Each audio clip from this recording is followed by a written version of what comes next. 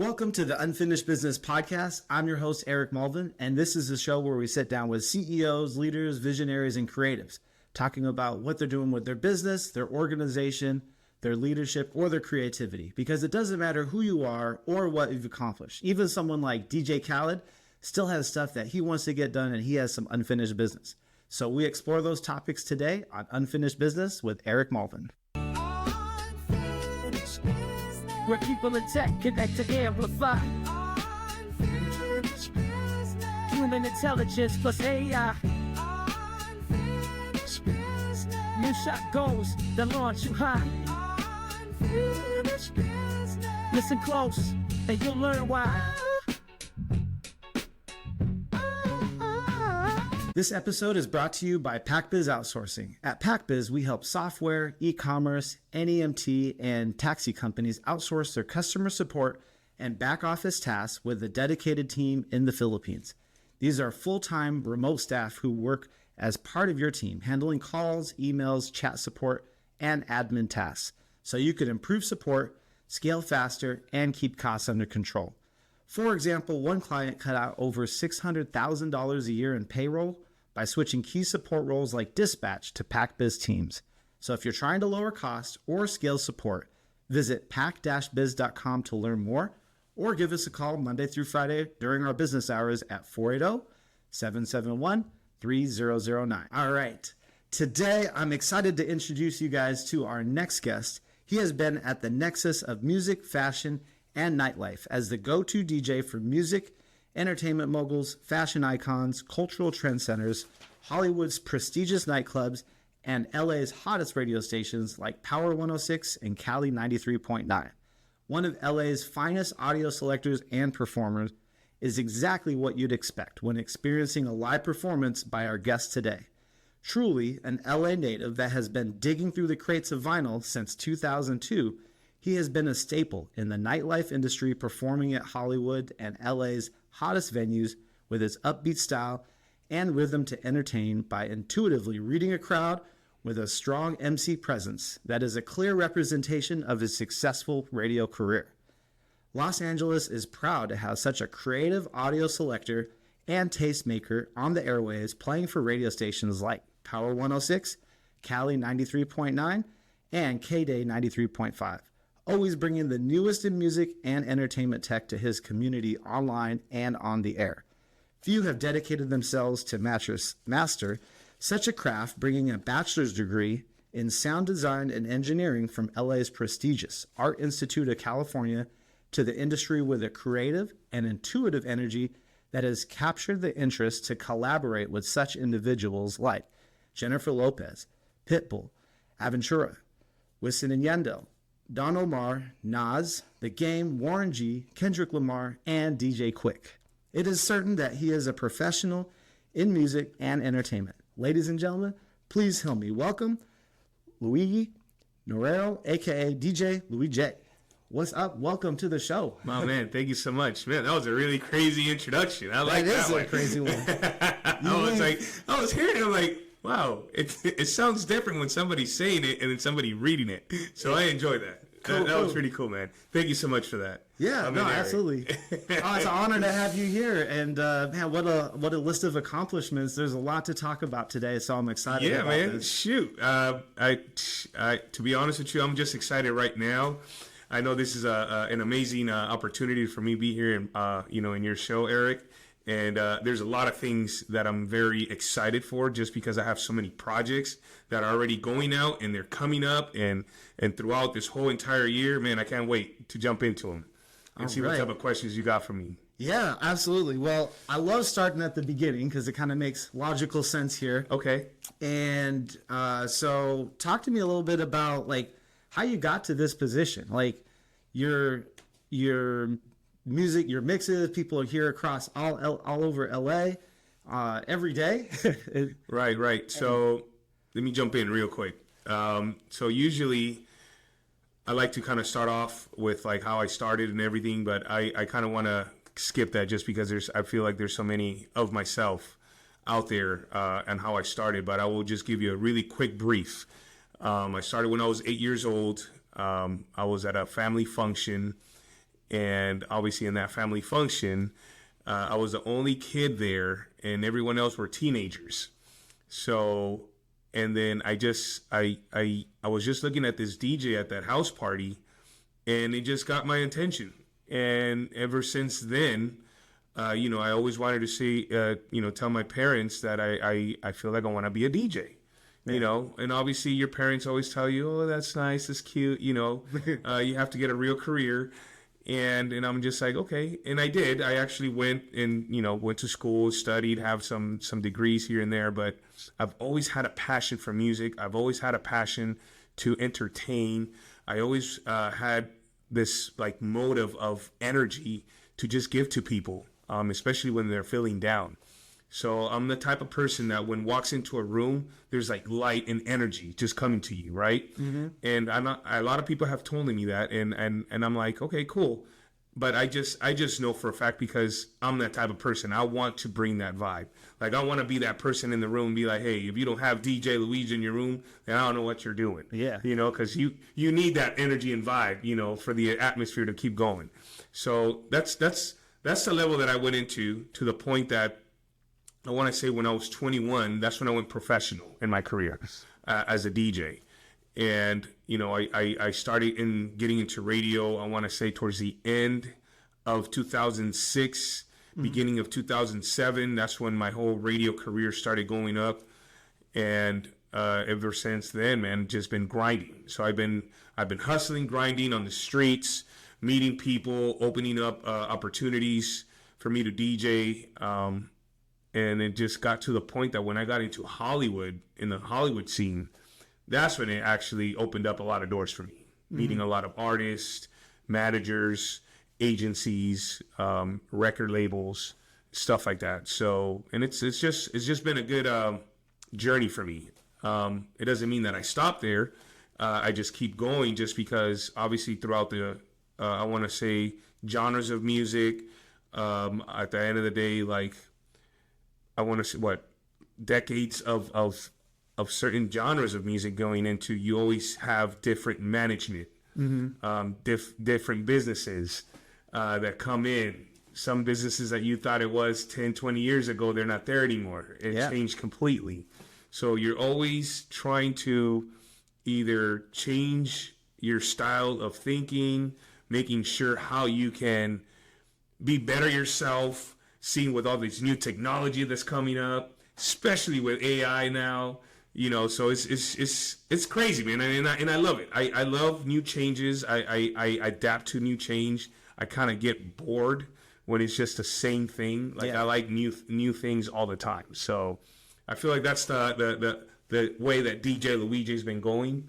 And I just been doing me, and I've been successful in my way. So. All right. Awesome. Well, thanks for walking through that. Yeah. Because I know you got a lot to talk about. Yes, I could spend a lot of time on the background, but we've got a lot to cover here. So you touched on a bunch of stuff, and one of the things you mentioned and what we like to talk about on the show is AI. So we can start there. Let's talk a little bit about AI. Now, there's a lot of parallels, and I know you're also a business owner. We'll also cover that in a moment. But just looking at your DJ career, a lot of the stuff you talked about are the same challenges that business owners have to face. Yes. Right? Like, for me, I've got a call center, and who's to say that in 10 years that's still going to exist with AI? Maybe, maybe not. Depends on who you talk to. And same thing with you. You got to adapt to technology, music industry. The radio stations have changed so much. And so what's going on with AI and music? Because we got like a AI-made song on our theme song here. So it's like getting out there in the world. It's changing things. What are you seeing out there? So I don't mind it. I know a lot of people kind of dislike it, hate it. They just don't want it because it thinks that they take out the whole creativity. And it probably does. What I like about to use AI is to certain things that I feel like if I can't have somebody do it or whatever the case is, it can kind of help me, right? But at the end of the day, is the human creativity that is still giving it to AI. Not just telling AI because you just have something in your mind because of other people's creativity. That's the only thing that I kind of don't like because they're like, oh, if that person did it like this, well, let me tell AI that I want to do it this way, and then have the credit, right, to be like, hey, I did it, all on my and own. knowing that it was AI that did it, right? I don't mind having a little bit, because I do utilize AI to my advantage and to my benefit, but certain things that I want it to, Yeah. that is really helpful. And I give credit to, and I tell people, hey, AI helped me on certain things, but at the end of the day, I did everything else that I had to do on my end. It's kind of like a boost, right? Like when you have a car and you're just like, hey, man, I want to go a little bit faster, and you have like a turbo or a kit, a boost, something that it would just get you on. I feel like that's what it is with AI a little bit. It just gives you that little lift and boost, but at the same time, everything is on you, though. Yes. And then you tell people that, and then I feel like people can respect it. People can be like, oh, he uses AI a little bit here and there, but then obviously other people, they don't like it. And for me, I've heard songs from AI that people tell me, hey, man, I just created this. And obviously they're not producers or anything like that. They were just messing around with AI. Yeah. And they give it to me, and I'm like, bro, who's this chick? Who made this song? And he was like, bro, everything was just AI. And I'm like, wow. So in my head, I'm like, AI has obviously evolved huge to the point that it can be a human being or a person. Mm-hmm. But it just takes out, I want to say, like the fundamentals, the passion, the feeling, the emotion, that goes into something, So, and then obviously that's when an artist or somebody that creates that song goes out into public and does all the interviews and tells them, this is how I felt. These are my expressions of this song, and that's what adds to that, right? But when you have with AI, like, who would you ask these questions? You know what I mean? Like, oh, we just made it just to make it for you guys to have fun. Yeah. Cool. But it's just like, do we hear a song that you would like to hear 20, 30, 40 years ago? Mm-hmm. So that's the main thing for me for AI. So, well, you bring up a good point. I like what you're saying, because it's like there's a big difference between it giving you a boost and being the thing that's driving the car. Right. And I think that's a lot of people, they get confused, or they're like, yeah, I could go make a song with AI. Like when you got AI helping you out, and I think you're at the top of your game trying to get that boost, it's a lot different than like AI make the song for me. It's doing everything. Like I feel like you're losing the soul. I mean, I see it in even like documents from my team in an email, or they got to put something together, something that they write up, and it's all AI. Just there's something missing. I don't know. Right. And again, AI is cool, but then people that are trying to save money are not hiring other people that are really mastered on what they do.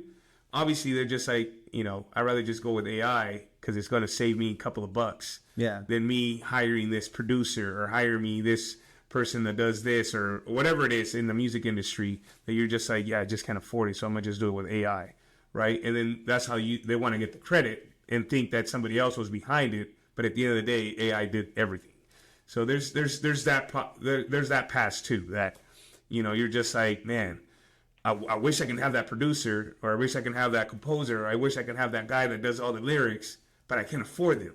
So I would just have AI that is for free, or pay the whole, $20 subscription, and, you'll be like, all right, cool. And then you go with that, so it's, I feel like it's just like right there, right? I feel like it hasn't hit there yet, but it's going to get to the point that, like you said, AI can pretty much take over the whole call center.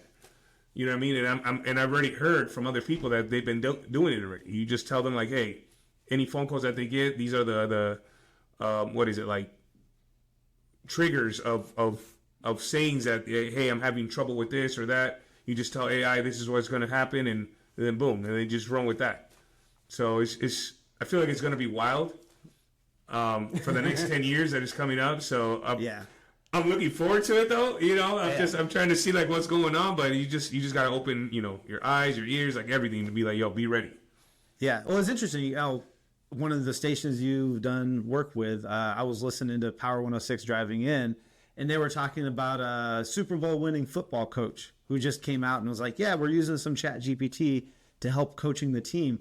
And the perception, even on the radio, like I think they're thinking, oh, make me some plays, like draw up the plays. Like there's so many different ways that AI could help and assist with that boost, not doing the actual work. But It's just an interesting observation for like people on the outside, when all they know is, oh, I could make a song with AI. Like, no, maybe it's helping me with this one part of the lyric that I need help with, or the process here. Right. Like for me, we're using it for video editing. I'm like, hey, I want to do this special effect. How do I do it? Then it tells me step by step. That's a lot different than AI make the podcast for me. So right, of course. See, and that's different.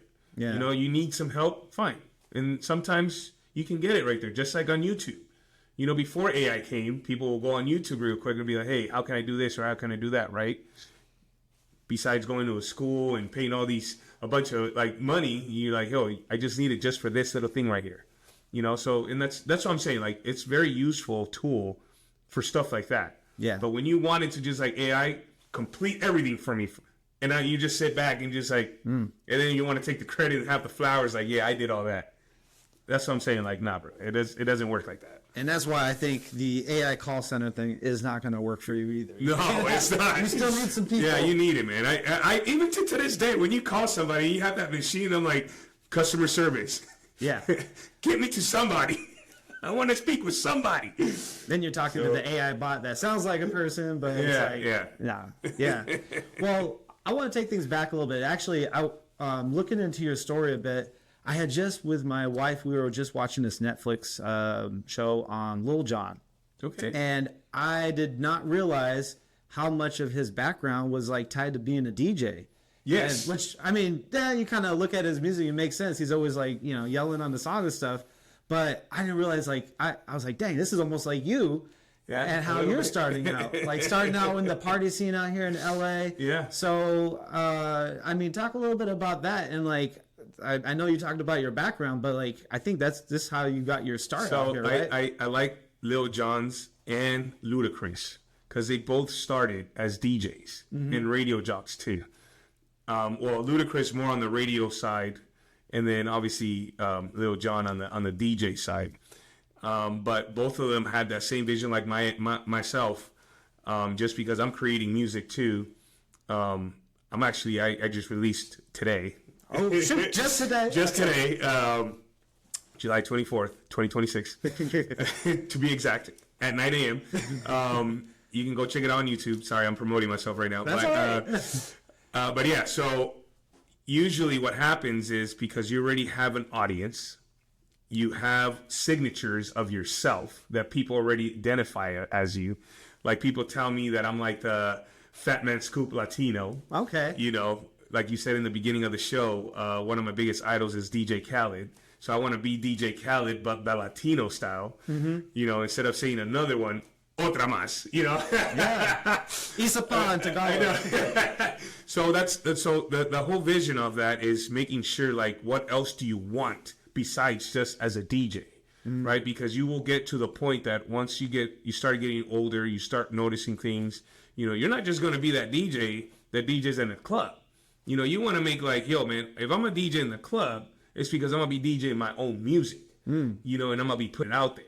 And you know, you're going to be doing bigger clubs, bigger concerts, bigger festivals, you know, trying to travel around the world just, you know, because of your signature of who you are and the sound that you're providing to the world. So that's one of the main things that I enjoy looking up. And that's good that you actually went on Netflix and saw that because I'm trying to create one too. Okay. Soon.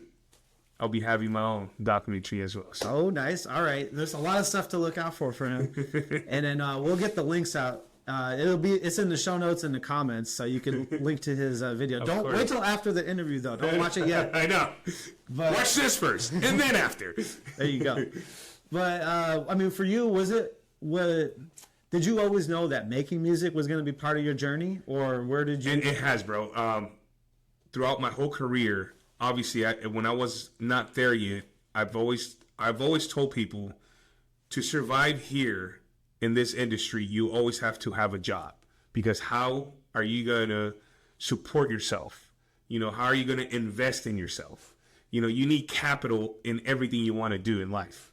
So that's the business part now. Like if you're seeing yourself as my brand, DJ LuiJay, how can I take that? If I don't have an agency trying to represent me, or if I don't have a record label trying to invest in me, You know, you need all these things, and thank God, because of me being in this industry and looking at everybody, how they've done and stuff like that, I'm like, all right, I still need to have my 9-to-5 job in order to support myself, pay my bills, make sure that whatever money I have, I invest it into my brand and to get to the level that I need to be at. So that's very, very important.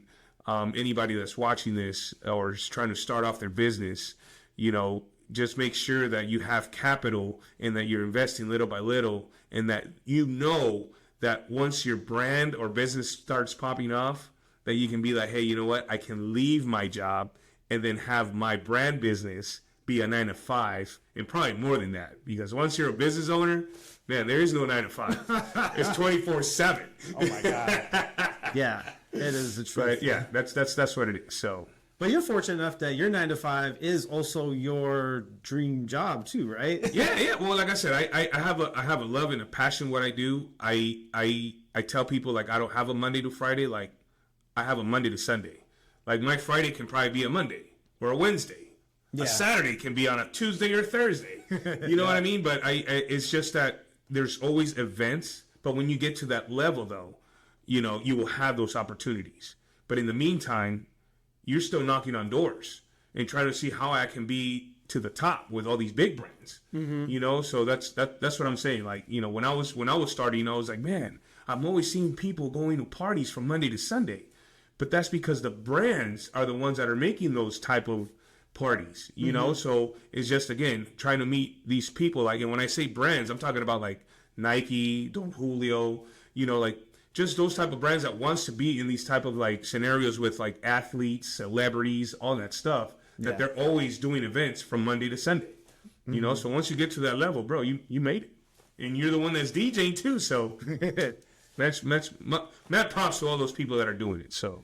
Very true. Very true. All right. So people out there doing the 9-to-5 and trying to take off in their business, but you've been, while you're doing the 9-to-5, you're also, all these opportunities have been coming up. And I have this concept that I've always thought about, and I'm curious how you feel about this, that when you're out grinding like the way you are, once in a lifetime opportunities happen like every 6 months. Would you agree? Disagree? Of course. Yeah, I agree. I agree on that. And I'm going to tell you why. And one opportunity happened to me that even to this day, I'm just like, man, I wish I would have gotten it, but I was still young. I want to say I was 21. Mm-hmm. And an opportunity happened that, you know, they were trying to hire me in Las Vegas. And obviously I lived in LA at the time, and I still do. But at that time, when I was 21, and they offered me that opportunity to DJ in Las Vegas, they were going to pay me, and this was, I want to say, 2004 or 5. Mm-hmm. They were going to pay me like $5,000 a month, and it was a 1-year contract. And obviously, they were telling me, so you'll DJ 2 to 3 times out of the week, mm-hmm. and then from there you can do whatever you want. So if I would have known today the stuff that I know in my head, oh my gosh, bro, I would have been like, yes, give me that. Because once I have that and I have income that I can support myself, I would have networked and actually gone and knocked other people's doors to be like, hey, man, I'm a DJ here. I work here. How can I get to you? Can we do something? Man, I feel like I would have blown up already in Las Vegas, bro. Yeah. But because, again, I didn't have a mentor, I didn't have a coach, I didn't have anybody telling me these things, and obviously I didn't know anybody for me to share what somebody just told me, like, hey, I have this deal, what do you think should I do? Should I take it or not? I just took it upon and said, no, I'm okay, you know, and then I just did what I had to do, right? But I feel like if I would have done that, I would have boosted me really up real quick. Yeah. But I feel like I always say, God has something for you, and I think I wasn't ready. Mm-hmm. And thank God I wasn't, because I probably would have ruined myself. Being in Vegas at that age with that much money. Yeah, exactly. Oh. Exactly. So I'm like, I always feel like, hey, you know what? If God says no or whatever, because I'm a very strong believer in that. I'm not a religious person, but I do see signs. So I just felt like I wasn't ready. So, and again, when I see doors that are closing or anything, other doors might open, and those doors are the ones that are are truly ones that you really want.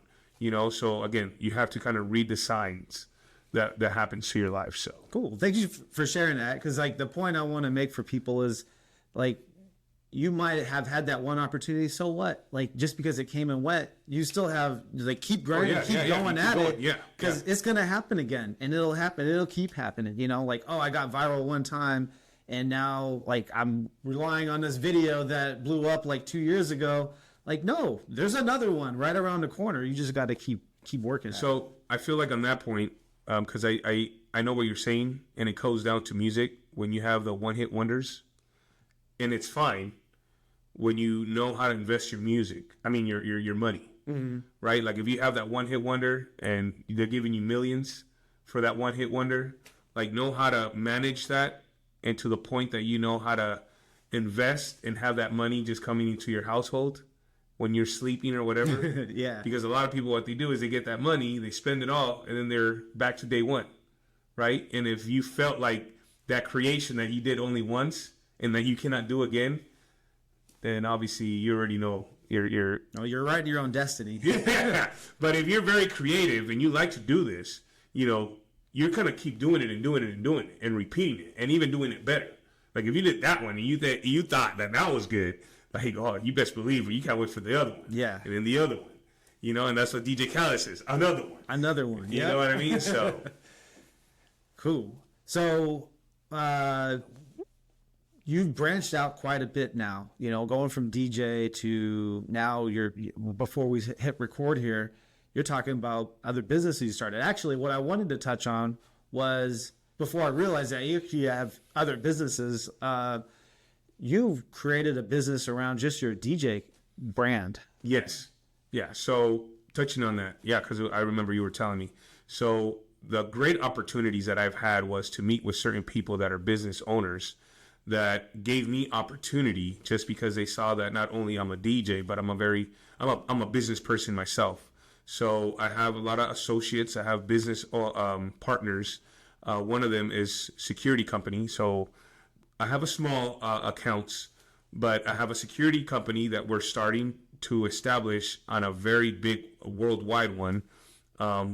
That's the vision that I want. But obviously we got to start small, right? That's one business that I have. Obviously, my DJ brand that's under that, that I hire DJs for, like quinceañeras, weddings, any other events that I can do. I actually give work to my other DJs that I feel like they're in the same level as myself, that are trustworthy and that are professional. Just because the clients, how they meet me, I feel like they want to have the same person, right? And if somebody's going to represent you, you got to make sure that they're on top of their game. So that's one. Another thing is that I'm trying to create like my own record label,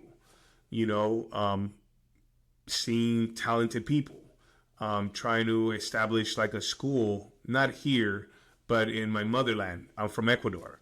So I'm trying to establish something out there for like, anybody that's a musician that wants to be a DJ or that's artist or creativity. Like I want to build like a school out there. So I'm surrounded with certain people that see the vision and they like what I'm saying. And obviously I just want to give back, right? I'm not the type of person that just wants to take. I want to give. And I've always been a giver too. Besides you seeing me like all like this exclusive and all whatever I wear. But I like to be part of the hood just because I grew up in the hood. So I want to give back, and I see a lot of talent there, and when you see something like that, man, and you try to like change their life and for them to kind of see the bigger picture, just because again, knowing that I grew up in the hood, I saw a lot of people that were talented, but they just made wrong decisions and choices in life that either they're not here now or they're in prison or stuff like that. So that's very big for me. Community, it's so big for me just because even to this day, when people invite me to go places and they're like, hey man, we don't have a budget, we don't have this. And I'm like, hey, I would love to give my time to the community because that's powerful in giving an impact for these kids or for anybody that's out there, for them to take it, and being with all these other, millionaires that I don't mind, but some of these millionaires, man, they're crazy. Well, I mean, I think we both built up our careers from scratch. Like, came from nothing. My parents did. Like, my dad was a blue collar worker. My mom, she didn't work at first. She's from the Philippines, and then she worked in the school cafeteria, my middle school cafeteria. So I feel like we probably could relate to some of the, yes, you're in a room full of people and like, man, these people do not know the struggle that we had to go through growing up that really shaped like who we are. Of course. So it's, that's cool though, that you're able to turn that around into like, hey, I need to give these other people opportunities out there. So, yeah. Cause I feel like when I was growing up and doing what I always wanted an opportunity, but because they see you, and especially like, again, I don't want to bring like the whole racial thing and everything, but people do see like, hey, you're brown, you're Latino, you're this, you're that, they have this impression in their head already because probably of whatever experience that they had that you're going to be that same person, right? Until you prove them wrong and they're like, oh man, you're a different breed, but again, it's just the person of itself, and just making sure like, hey, I want you to trust me, and knowing that the only thing that we have is our word, to stick with that and not screw it up. Yeah. Because once you do that, your word is nothing no more, and your accountability is down. Like, you know what I mean? So it's those things right there, man. I always tell people like you have to like make sure that if you say something, go through with it. Yeah. So just because those opportunities are the ones that you're saying that are the most important ones, that is going to like reshape your whole entire life, and you screw it, like, man. Yeah, it's going to be hard to come back from that. Yes, because those are once in a lifetime, man. Like when I say the once in a lifetime, not the story that I say, but that one that says, hey, there's $1 million involved. Like, bro, you got to be on point. Yeah. I got you, man. There's a big new account we're bringing on for our call center. I jumped on an airplane and flew out to Florida to meet with them. I'm like, I'm not messing this one up. Like, I'm gonna handle this every step of the way. But yeah, and that for me, and that's actually interesting. I just went through that like 2-3 weeks ago. That's the first time I've ever flown out to a business to try to earn their business. So that's awesome. Being able to recognize that though, yeah. And I'm like, oh, we can't screw this up. Like, I got to make sure everything is perfect because there are those once in a lifetime opportunities that come and go, and you'll get more. But there's some that are like, man, you cannot mess this up. So yeah, good point. Okay. Yep. So, but no, I know we talked a little bit about the racial stuff. I mean, I've experienced discrimination in my life as well. I'm kind of surprised that you went through that being in LA. I just assume LA is so cultural. I don't know. Maybe it's a Hollywood thing, but like, how did you experience, like, what was your experience like? So even to this day, even in radio, just because how talented you are, how skillful you are, there's always people that play favoritism. And especially those people that are on top, they already have their people. So knowing that you might be in the same company or in the same team, they always have like, yeah, we'll just have you here, but I'm gonna take care of these other people here, and not shaming these people here, but I'm like, bro, like if you would have gotten me, I would have probably even taken this team to a higher level, because I see them, yes. They can be talented or skillful, but sometimes they don't have both. And when I say both, it's because you're surrounded of everything, business-wise. Not only doing your DJing stuff, like how to involve, like, hey, I can do this, but I can help you in doing that, so we can get this, and we can get revenue, and we get more, marketing and advertisement, and get more exposure, and doing all these things that people don't think about, And I'm just like, I can help in all that. But they're just like, they listen, but it just goes to the other hand, and they're like, and then they just have their own little crew, and then you're just like, all right. So then it makes you think like, all right, how can I overpass them to the point that I'm not trying to disrespect them or do anything like that, but I feel like I can't. You're like hitting a wall. Yeah. So how can I go over them, side? Like, how can I do or go under them to the point that I'm like, all right, I need to go across. So whoever is higher than you can understand, like, I'm trying to do something good for you guys. Yeah. It's not that I'm just trying to like put myself better and be like, hey, I'm like, nah, man. Like, I'm trying to be as a team, and I want everybody else to climb and for everybody to have to break bread, you know. But when I don't see somebody like that, you know, even to today's day, I'm always hungry, bro. Like, knowing that I've made it, but doesn't mean that I'm gonna stop there. Like, I'm very ambitious at what I want, and I have a vision about a lot of things, and I always think big, because that's what you want. Yeah. You know, you just don't want to be like, oh, I made it to radio, I'm good. Nah, that's not me. Like, I made it there, great. I want more now. Like, you know, let me take it to another level. What else can I do?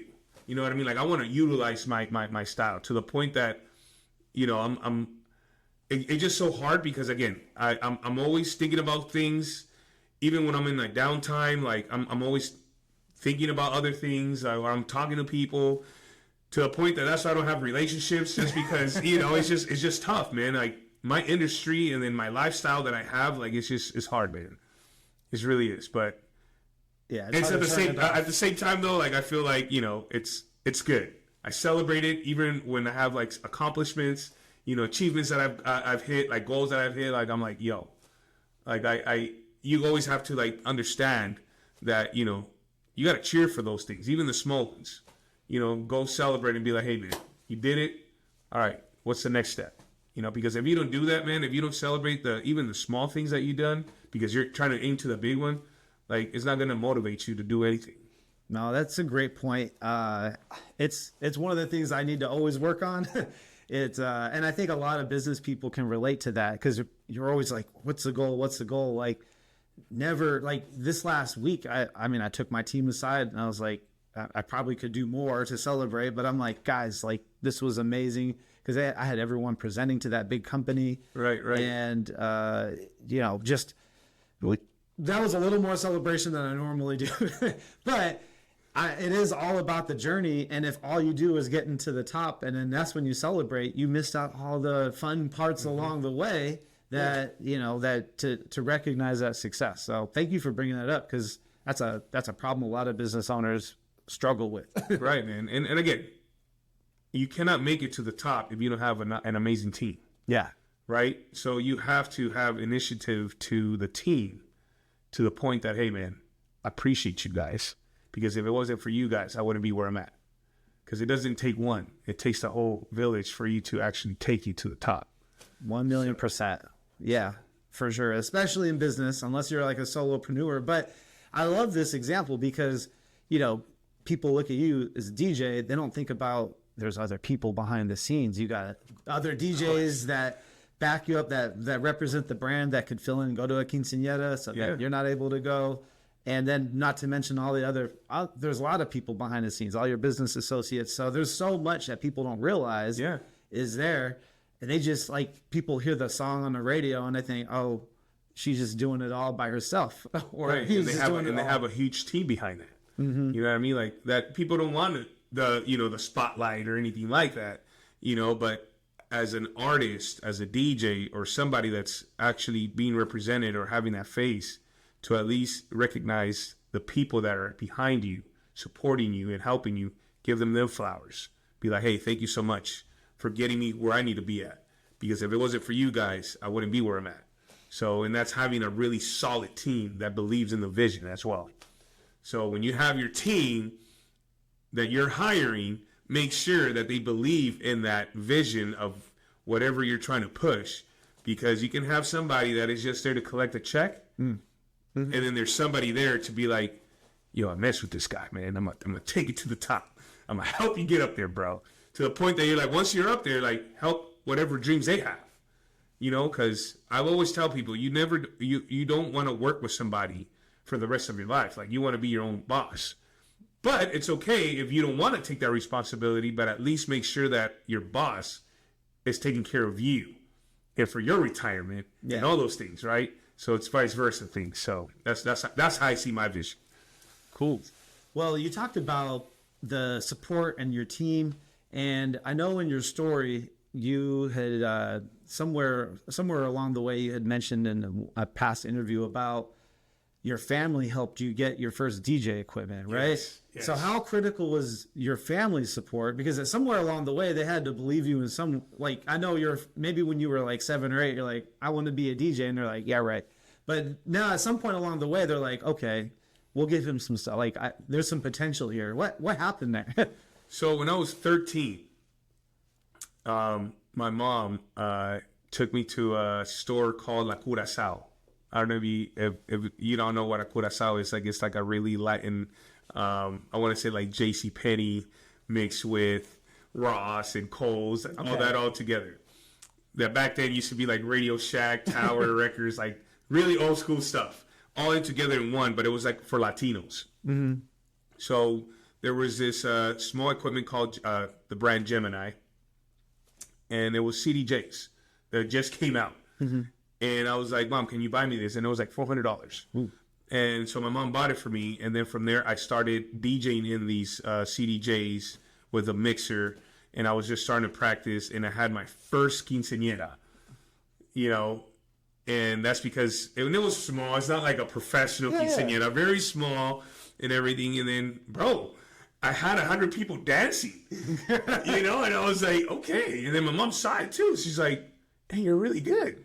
And to the point that when I turned 16, 17 years old, that's when my mom told my uncle. Mm-hmm. And my uncle was the one that gave me $20K to actually buy everything professional. Dang. Equipment, lighting, sound, all these things to go that route in doing weddings and quinceañeras. To the point that that's when I said when I was 21, that's when I went pro. Mm-hmm. So it took that, you know, for other people to believe. And then my mom actually being, I feel like my, like marketer or PR to get endorsements and, you know, like money from people. And then obviously telling them, hey, you should hear him out. And then them coming out and seeing me to the point that to this day, they always tell me like, I remember since you were a kid, you were always been, you know, this person. And I appreciate that. And that's always good to be reminded, right? Like, and I always remind myself where I come from, you know, so I always try to humble myself, you know, just because, it could get you into your head, especially when you're really up there. Yeah. And when you have people that are really like, you know, not all there, but they're just so excited to be there, and you just look at them and like, hey, man, nah, I'm good. Don't talk to me, you know, and just like, wait, okay, what's up? You know, like I take back and I'm like, no, come back. Like, I'm sorry, I apologize. It's just, you know, it gets to that artist level. Like, you're just like, hey, I don't need to talk to anybody right now.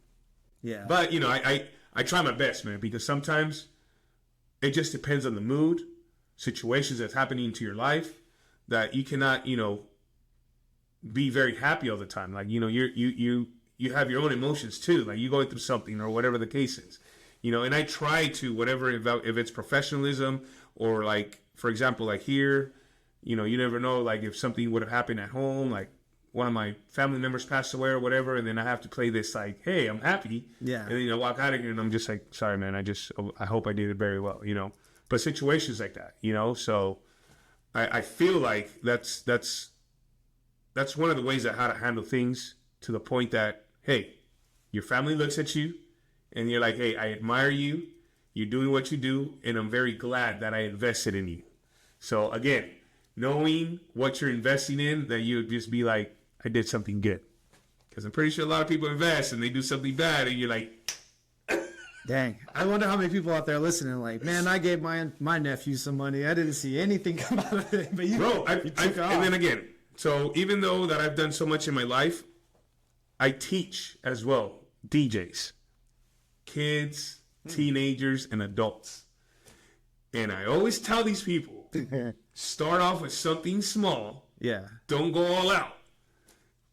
What they do, they go all out. They get all the equipment. They get all the big expensive equipment.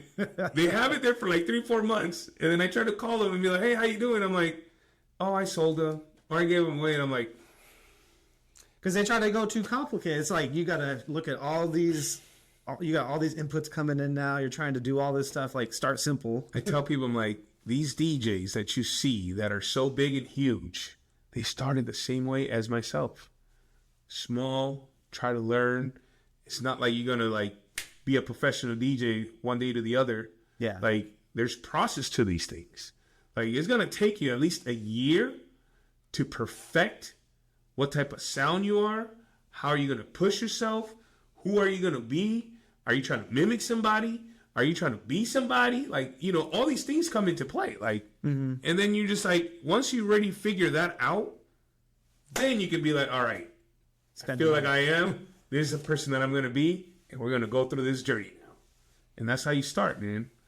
That's good advice. And there's a thing I had to teach at a conference back in, this was right before COVID, and it was in Tennessee, which was disappointing because I had spent all this money to like talk to all these business leaders, and then like COVID happened like 2 weeks later. So, but I taught this thing called design thinking principles, and I was like, this makes so much sense. So now it's like something I do, but you start out small and you do like little baby tests, and then eventually you grow it to something big. And too many times in business and in careers, you know, we try to jump into the big thing without like for this podcast is a good example. We're on episode 23, and I just like for the first time, we're using a bunch of new equipment that I brought in, but I made the investment after using the same equipment I've had for years. And now it's like, okay, now it's time to like, I know what equipment to buy. If I'd have done that in the beginning, I'd have had a bunch of stuff I probably could have used. So Of course. yeah. So yeah, there's a lot of parallels. Number 23, man. Michael Jordan style right there. Yeah. Yeah. LeBron James right there. Yep. So I like that. yeah, but starting out small and then going big. Now you're starting a bunch of ventures, and you're taking that same concept as well. Yeah. Starting out small and going bigger. So what are like the music thing though? Like where in your journey along the way did that come in? Because I think you said you kind of always knew you wanted to do music, right? So I've always been hesitant to put music out there. A lot of people be like, hey man, when are you going to put your own music? When are you going to do this? When are you going to do that? And I'm just like, I feel like I wasn't ready. So, and then you're never ready though. Like you might think that you're ready, but you're never ready. And then sometimes you have to take that risk. And to the point that I'm like, all right, if I'm going to take this risk, at least I need to perfect the sound and the style and energy that provides me and the artist that I'm going to be bringing, that I'm going to be pushing to be like, yeah, this is me. You know? And then from there, just like hope for the best and make sure that people love it, enjoy it.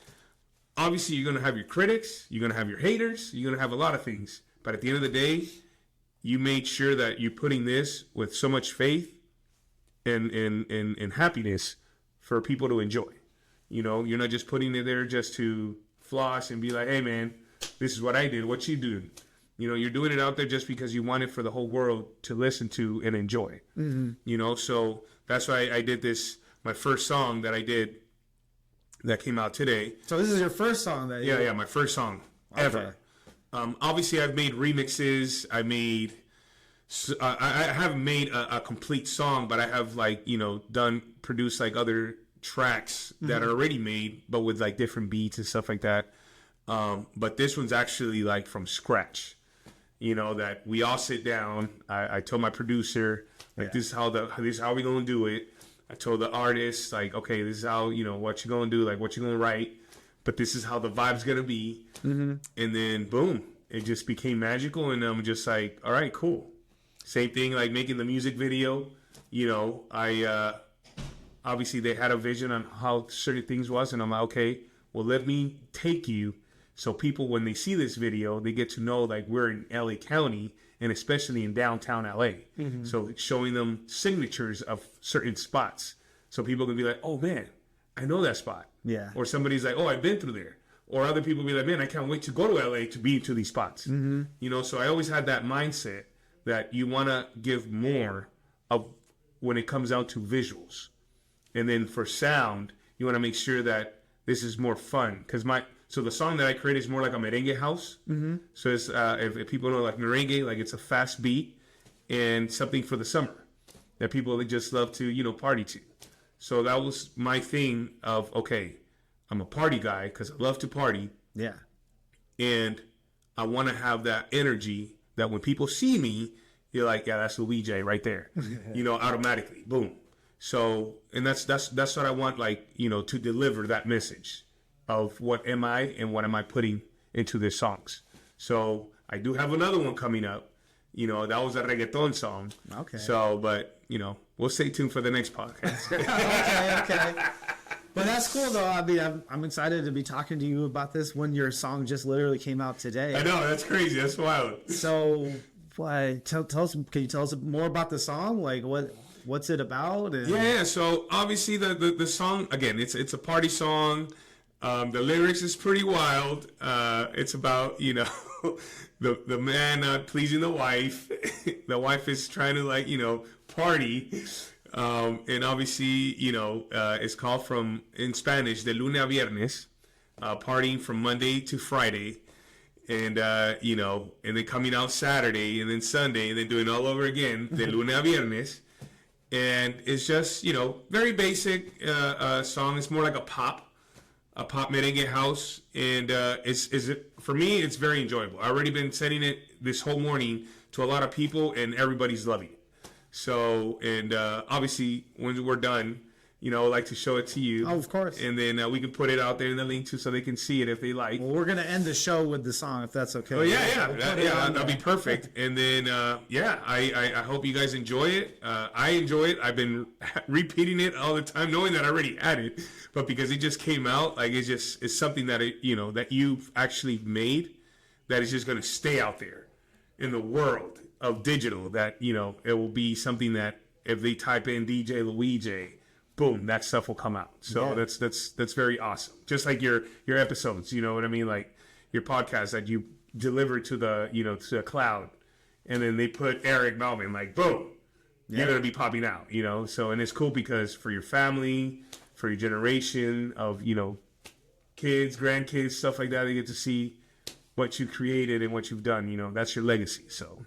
Yeah, no, that's awesome. And your legacy is growing. You went from the DJ to the music thing, and I love the name fits. You don't have to change it up at all, or everything is already there. Yeah. But what was the big inspiration behind going to the music? Because I think with being a DJ, and I learned this a bit more listening to the Netflix stuff with Lil Jon, and I've seen other shows. You're helping bring new artists to the crowd sometimes, right? Yes. And that's tough, especially in this industry nowadays. Back then when I was starting, it was pretty cool because I feel like people appreciated music. Mm-hmm. I feel like this generation now, especially when I go DJ at middle schools and high school, mm-hmm. they don't appreciate music anymore. And when I say that, it's because when I play tracks, kids, right, they just tell me all right, next, in 30 to 40 seconds of a song. Oh. And I'm just don't you enjoy at least a minute and a half? Yeah. Hear the chorus, the melody, at least one rap or whatever song, a verse. They're like, nah. They just right away, change. And I feel like how we're changing, it's how social media is too. Yeah. That you're looking at, it's just you're just skipping. It's just so fast. We're just evolving so quickly to a point that people are not appreciating certain things in time. Mm-hmm. So, and that's an interesting observation that you have, because I hear that. Obviously, you hear a lot about the younger generation with TikTok, Instagram. We have it ourselves too. We're just scroll. You only give a video, a couple seconds, and move on to the next one. But it's even impacting the kids to the point where even how they listen to music is changing. And it's surprisingly right. When I hear, I want to say 1 in a million. When I hear a child oh, I like the 90s or the 2000s, I look at them, I'm like, you talk, bro. I'm like, bro, you talking to me? That's my generation. I listen to that stuff, And for somebody to say that, oh, I appreciate that. That's so good. That's music.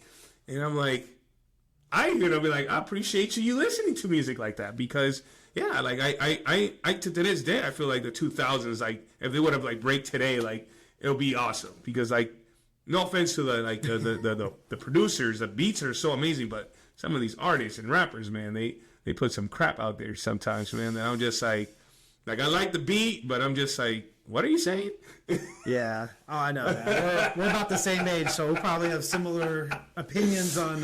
But again, I have respect for the art, for the creativity, right, and all that. But I'm just like, did you just put that because you just wanted to make money, and you're just living at the moment, or are you going to put something out there that album or that track is going to be legendary, that people are going to be like in the next 10, 20 years, be like, man, I love that track. You know, that they can still listen to and come back.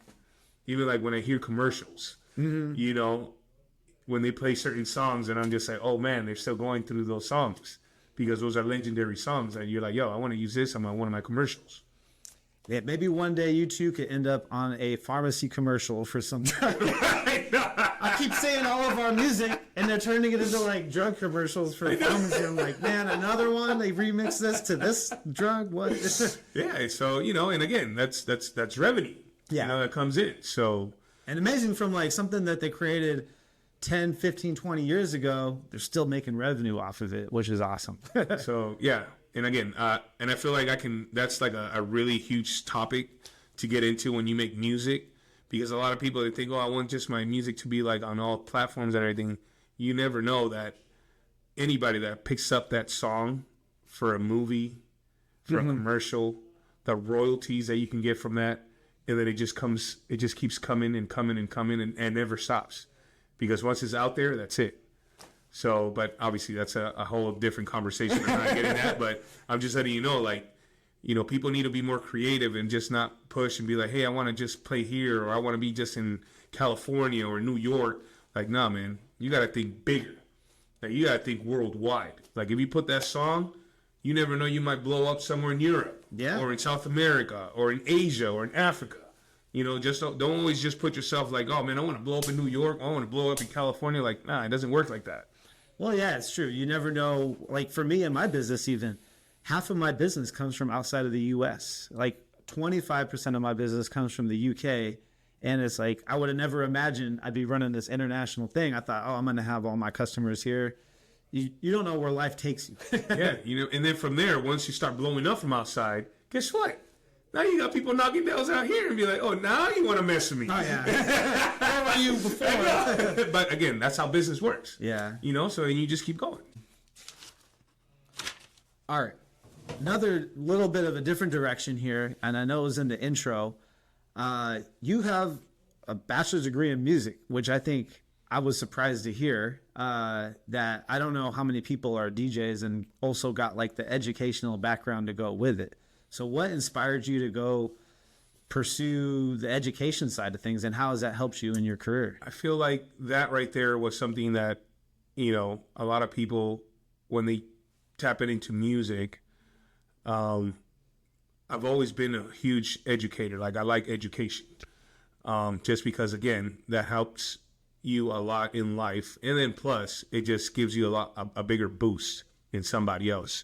Especially when you're talking about professionalism, right? Like, if I want to apply for the radio station or certain companies, obviously I'm going to outshine somebody that can be talented, right?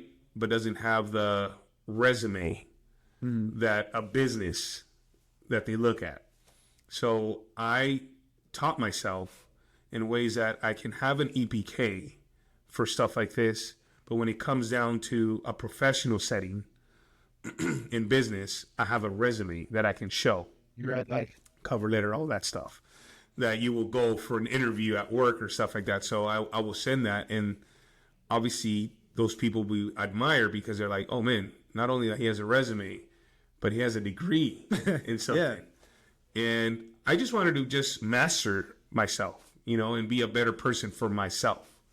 And it's just cool to just say like, hey man, like, yeah, I can be this DJ with the slang and everything, but at the same time, I can be in a setting of professionalism and just like, you know, give my input here and there or whatever the case is, and know that I can be helpful just because I've learned and I'm experienced and I went to school and I got something. You know what I mean? I've always felt like you going to school it's a commitment and sacrifice of whatever years you've gone. Because again, a lot of people can be talking crap about why you go to school if you can do this and less. We understand that. But you doing that every day, going to school, doing that tells me that you are very persistent on what you really want and to finish what you started.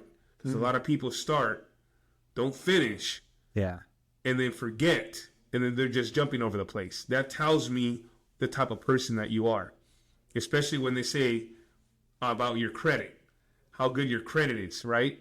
That's because how responsible you are on certain things. So that's why I see as a person, if you went to school for 3, 4, 5, 6 years, that already tells me the type of person that you are, because not a lot of people can do that. A lot of people just like stop and choke and be like, yo, I want to do this.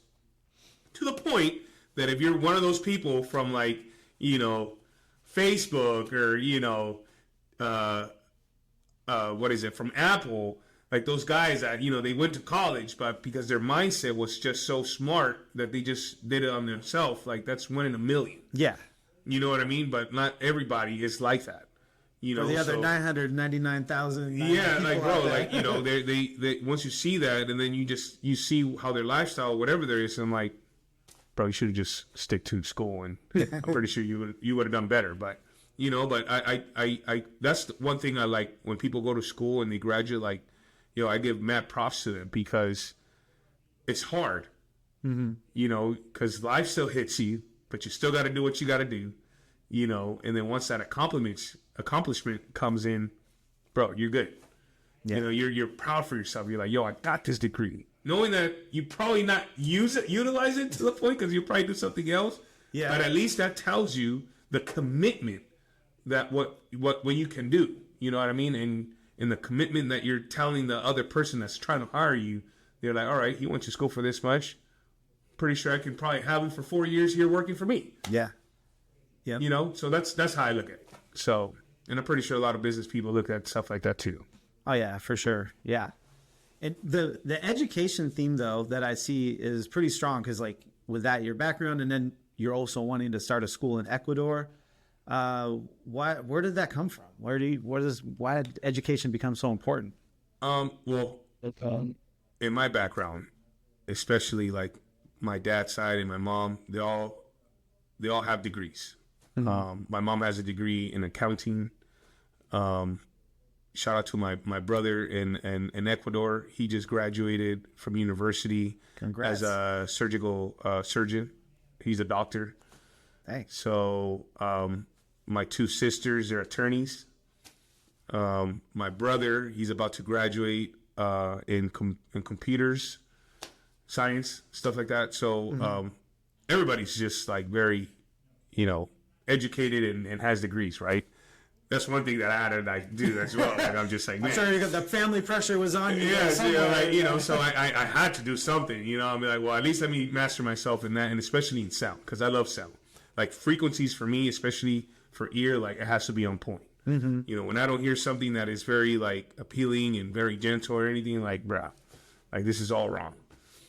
You got the ear for it. Yeah. So, and then again, I just feel like education is very important just because, one, you know, you can't be ignorant or literate about certain things. You know, you always have to educate yourself in something. You know, if you're going to touch a laptop, you're not just going to be pressing buttons. Like, you got to educate yourself on what it is, right? On really small things. So I always felt like, you know, learn the process of what you're going to get yourself into. And I'm not saying to do 4 years, 8 years, you know, something big. But, you know, you have certain schools there that you can do, like, you know, less than 6 months. You know, that's always important because, one, you get to know the industry that you're getting yourself into. And then, two, the experience that you're going to get that probably school doesn't teach or you didn't learn it, you're going to learn it there. And that helps more because then now you can teach it to somebody else of the experiences that you had. So that's one major thing for me that I want to give that to that school that I want to build in Ecuador. Yeah. Just because, again, I get to share all that. So when somebody gets to those situations, they'll be like, oh, man, my teacher, my instructor, or whoever it was that shared this with me, this opportunity is coming now, or this situation is coming right now, I know how to handle it. You know, so you won't have to do the struggle because I already did it for you. Yep. Yeah. So I know. I see that a lot in the Philippines too. I mean, we probably see the same thing. You go back and you're like, man, there's so much potential here. yes, So much talent. It just, they don't have the resources, opportunities. yeah, like all that stuff. Yeah. And again, we're talking about third world countries here. You know, they're not like the U.S. or any other that are on top of certain things. You know, but as long as that I can help and give back to my motherland, like why not? You know, I appreciate this country, of course, the U.S., because it's gotten me to where I need to be at. You know, I'm always going to be grateful for that. But at the same time, I'm like, hey, you know what? I was born in Ecuador, so I want to at least give back. You know, knowing that I give back here all the time, I want to at least give back over there and be a part of something even bigger. Because I do want to be part of that whole country too, like being in the government and doing all that stuff, man. So you know, but that's more down the line. But that's the goal, man. Okay. So right now you're working on your business journey, the music journey.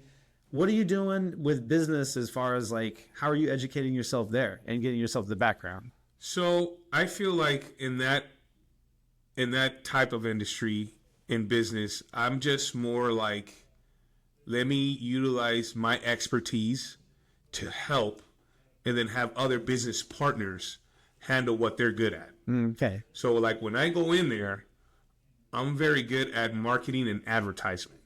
So every brand or business needs that, because at the end of the day, you need sales. Yep. At the end of the day, you need that person to go talk to, negotiate, and close a deal. Yep. That's where I come in. You know what I mean? I'm good at that. So I tell people, like, I see something, like, that's my investment of my time and the people that I've networked. And obviously me being in radio, it gives you a lot of opportunities for you to connect with and share and be like, hey, man, I got this. Do you think we can work something together? Can we collaborate on certain things? Yeah. Can we do something we can do business together? You know, that's when I come in. So that puts me in these type of situations that I'm with these big, you know, bosses. Because at the end of the day, like, I feel like they're big. But they appreciate me because you're like, you're big too, because we need that asset that you're in that we can't get from somebody else. Yep. So we all need each other. we can't do this on our own. That's for sure. Yeah, exactly. So you that's can sit in the big boardroom and try to make these decisions, but you still need to work with other people in the real world to make it happen. Of course. So yeah, that's the whole like, you know, me getting into, because at the end of the day, like I said, I'm tapping in with a lot of things, but I'm still need to push my brand that I win, and that's DJ LuiJay. So obviously, me pushing that brand and getting higher and higher, I'm meeting bigger people, bigger investors, people that are there that, you know, I can be like, oh, I know who I need to connect you with. That I can just be like, yo, man, I found this person, blah, blah, blah. I know you guys can connect because I feel like you have that same energy like this guy, and I know you're going to get it, and it's happened. So I'm like the connection of people, like, well, I can connect you with this person because this, I feel like this, you guys would do business. And then boom, it happens. So I feel like I'm like that bridge. Mm-hmm. Yeah, and that's so critical, man. I love people like you in my life because, I mean, I'm also like that too. Probably I could do a lot better. I do meet a lot of people, and I'm always trying to connect people to other people too. You get so much out of it. It's fun to see what can come out of those connections, right? And that they're able to collaborate and turn into something, you know, and maybe you could step in and work with them later in the future. Even. Yeah. So, and obviously sometimes when that happens, because there's an etiquette when you do business, and if it blows up, they still want you to be a part of it, because if it wasn't for you, that business wouldn't grow. Yeah. You know, so, and I always appreciate that. You know, I don't appreciate when somebody's trying to take advantage of you or steal connections from you. Mm. You know, that happens too. That right there, I don't like at all, and I don't like doing business with them. And if I knew the other person that did that, they didn't go and tell me about, hey man, this guy's trying to go, you know, behind you. Like, I don't even want to do business with that person either, because again, there's an etiquette on how to do business and how to respect one another, and not go overboard or jump somebody or stuff like that. You know, so that's very true. And I'm curious, because like for me, I went to school for business, but I started my own business from scratch, and I've had to learn those lessons painfully along the way. I mean, is that the same for you too? Like, did you have a mentor that's like teaching you how to look out for that stuff, or is this personal experience? So I have never dealt with that until I got coached and I got mentored to the point that they've done it to me. Oh. When I was like being so helpful, because I'm a very helpful person. Like I care about, like when somebody comes down and be like, hey man, I need this. I'm like, all right, cool, I got you. Yeah. And then to the point that, I get screwed, or, they stab me in the back, and I'm like, and then that other person that we were so cool went with that person to do business and then pushes me off. And then I'm like, wow. So both of you. Yeah. And then to the point that he's coming back to be like, hey man, I'm sorry, blah, blah, blah. Can we work? I'm like, nah, man. Like, I'm good. I don't do business like that. That's the type of person. And when those type of people know the same level, they will come to you and be like, hey, man, this person's trying to do this, this, and this, and this. I'm like, oh, really? Don't worry, brother. And I apologize. And I tell them, like, hey, man, what you doing? I told you to tell me because, again, they have respect and they only want to deal with certain people. And that's it. If you go around or anything, like, I have to either tell him for him to be like, all right, cool, connect us. Let's do it in a group chat. Boom, boom, for that moment, and that's it. Because it'll be like, from anything else, like, I ain't trying to do it until you tell me to. So those are the little things that are etiquette that you like, you have to respect. Yeah. So, no, it's a good, I'm trying to educate people here on the show that are maybe newer in business. And, those are the things that you have to learn to deal with. Unfortunately, because I'm like that too, where I'm like, I'm probably overly giving. And then sometimes, people take advantage of it, and you just got to build a little bit of a guard up, and and that's it. Yeah. At the end of the day, like, again, if it wasn't for you, because of the connections, how you got there, opportunities that they're like, hey, I got invited to this place, I got invited to that, like right now, how I met you, I got invited somewhere, and that's how I met you. You know what I mean? And that's because of my boy Andre. Shout out to Andre. Shout out to Andre. So, but again, it's just those opportunities that, if it wasn't for Andre, that, told you, hey, man, you guys should do something, blah, blah, blah, and then boom, now we're here, right? Yep. But because if it wasn't for him, and knowing that if I would have been there, I probably would have seen you, but nothing would have happened. Exactly, yeah. So. Yep. And it's fun in business or just in life, where like these connections like turn into more connections, that turn into more connections, and then of course you see where it ends up. So it's cool. I love it. So let's see I'm trying to think of anything else I could ask you about, because we end the show with this big question, and you've been kind of answering it throughout the whole show already. So I'm like, man, what are you going to say that's different? Maybe you got something down there that you haven't shared yet. But like, what are you most excited about for the next? Like, I mean, your career's been growing and growing and growing. Is 2026 like the year for you, or do you think like you're building up to something big next year, or how do you feel about where you're at right now? That question, I will answer because I am working something huge.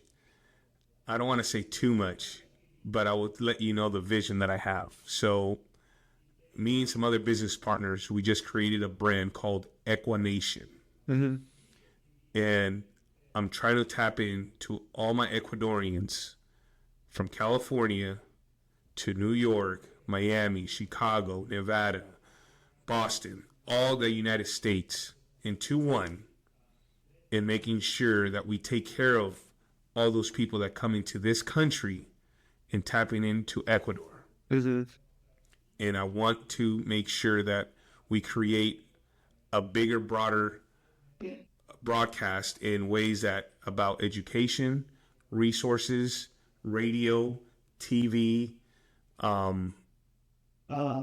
festivals, events, like everything to represent our culture, our food, our brand, like everything out here in Ecuador. So it's going to take a lot, but I already have a lot of people involved, and stay tuned for that. Oh, okay. So that's a fun one that's coming up.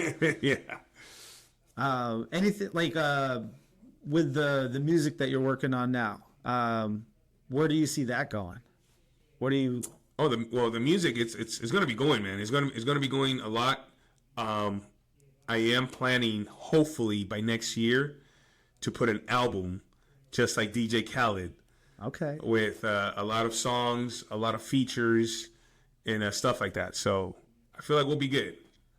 Cool. And then you'd mentioned, I love making music videos, even though like I'm not a musician person at all, but I do the video stuff. And when you're talking about your song, you're also talking about the music video. Like they go hand in hand. Right. So how important is the video for you? Like, is every song you come out with going to have a video, visual to go with it? I feel like it should have a video just because, one, the song, you can hear it, right? But when you put a video into that song, it just speaks different volumes. That to the point they're like, oh, okay. This, because a lot of things can be interpreted differently, right? Because you might say something in the song or whatever, but then you see it on the video, you're like, oh, this is what he meant.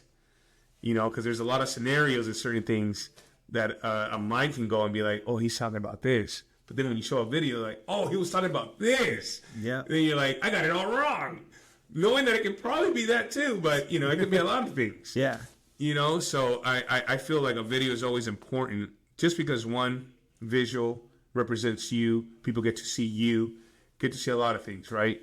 And you're just exposing yourself. So, again, you doing this is exposing yourself. So you're putting yourself out there. A lot of people don't like that, you know, but I feel like you're in the spotlight and you wanna be that way. You know what I mean? You wanna know who Eric is, So in the same way, like I've been doing this a lot to the point that, you know what, I want to be on video too.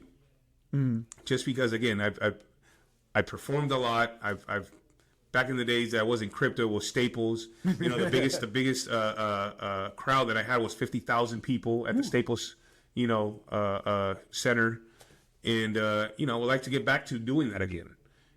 So, but at the same time, I want to record it now. Because back then it was just living at that time and at that moment. I didn't have like people recording. I'm pretty sure people recorded it, but like something very professional, like a documentary, like to have something out there and be like, yo, this is gonna be there for the rest of life.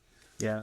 So that's the goal now. That I wanna make sure that if I record, I like to put good stuff out there, not just because I took a selfie or anything. Like you can only see that on my stories. Yeah. But if I really want to put something out there, like it has to be on point. Like it has to be legit. So I've always had that mindset. Cool. Well, with that mindset and where it's taken you, it's amazing how far you've gone in your career. And so I think that leads us to kind of the last question here. So the show is unfinished business.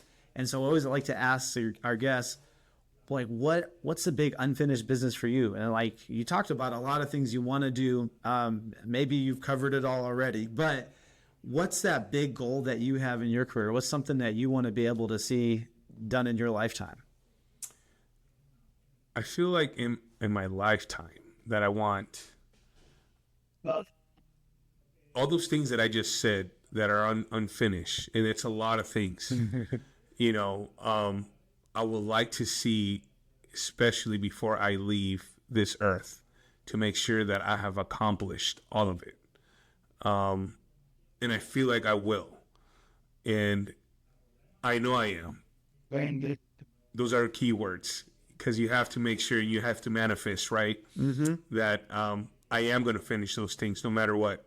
And how I'm going to do it, I don't know, but there's that saying, right? There's a way, there's a will for it. I just have to. I feel like that's what God, brought me here to this earth to get to where I need to be at. And my main concern is to make sure that I share all the knowledge and wealth that I can give back to the people. So that's the main thing that I want to do in life. So. Because I haven't done it yet, so yeah, and that's my unfinished business. But once I get it to there, man, I can't wait to be back and be like, look at all these beautiful things. Yeah, we'll have to do. We'll do a live recording in Ecuador and yes, show the school and bro. Yes, that's gonna be major key right there, man. And that's motivation now, because now I'm putting it out here, and if I haven't done it, they're gonna be like, LuiJay, I remember you were at Eric's podcast and you haven't done that. So see. I love what I'm listening, what I'm hearing, and what I'm going to be seeing for the next 5-10 years. So Awesome, man. Well, thank you so much for being here and sharing some of your story, your journey, your perspective on everything. It was really awesome to hear all that. Thanks for being on the show. And love it, brother. Thank you so for much. people to follow you, like, because you're coming out with music, you're coming out with businesses, you're doing a lot. So what's the best place to connect with So DJ LuiJay, that's on my social media, and then obviously DJLuiJay.com. So very simple, DJLuiJay.com. All right. And if it's okay with you, can we put the music video to end the show? Of course. Okay. Stay tuned to that. It's going to be very hype. So we normally end with our theme song, but today, special episode, we're going to end it with his music video. And so thanks again for being on, and congrats on your music venture. Can't wait to see where you take it. And hopefully I'll be dancing to some of your music in downtown Phoenix, man. You got to. in the next couple of weeks, maybe. Saludos para toda mi gente latina. Se va a poner buena esta cosa. Dímelo. There we go. All right. Well, if you love what you heard today, you want to hear more stories from incredible people like this, then please make sure you subscribe to our podcast, Unfinished Business with Eric Malvin, which you could do on Apple Podcasts, iHeartRadio, anywhere where you listen to podcasts. And follow us online at Biz with Eric on social media, where you can find clips and hear from amazing guests like DJ LuiJay here. So, all right, until next time, thank you guys for watching. We'll catch you guys on the next episode. See ya. Hey, man. DJ LuiJay. Tanto estoy pensando, mi esposo no está aquí. Solita en mi casa y me quiero divertir. Te llamo por la noche a ver si estás ahí. Mañana llega el lunes y se vuelve a repetir. Ella me busca a mí, la luna brava. Apaga el celular, todo muy cara. Me gusta vacilar, la luna brava. Viene y pide más, suéltala con ganas. Dame más, ven pa' acá. Quiero más, sin parar. Dame más, ven pa' acá. Quiero más. Con la ropa y cintura subimos la temperatura. Hasta prenda la fiesta, le seguimos hasta que amanezca. Sube su derecha hasta que esto nadie lo detenga. DJ incluye la suela. Vamos a bailar, Nada muy lento, vamos a sudar. con tu sexy movimiento. Hay que darle un poco más. Sin arrepentimiento. Nos vamos a escapar. Estoy pensando, mi esposo no está aquí. Solita en mi casa y me quiero divertir. Te llamo por la noche a ver si estás ahí. Mañana llega el lunes y se vuelve a repetir. Ella me busca a mí, la luna gana. Apaga el celular, todo muy gana. Me gusta vacilar, la luna brava. Viene y pide más, suéltala con ganas. Dame más, ven pa' acá. Quiero más. Suéltala con ganas, Dame más, ven pa' acá. Quiero más. suéltala con ganas. Dame más, ven pa' acá. Quiero más. Suéltala con ganas, Dame más, ven pa' acá. Quiero más. la luna brava. Gypsy Global Production.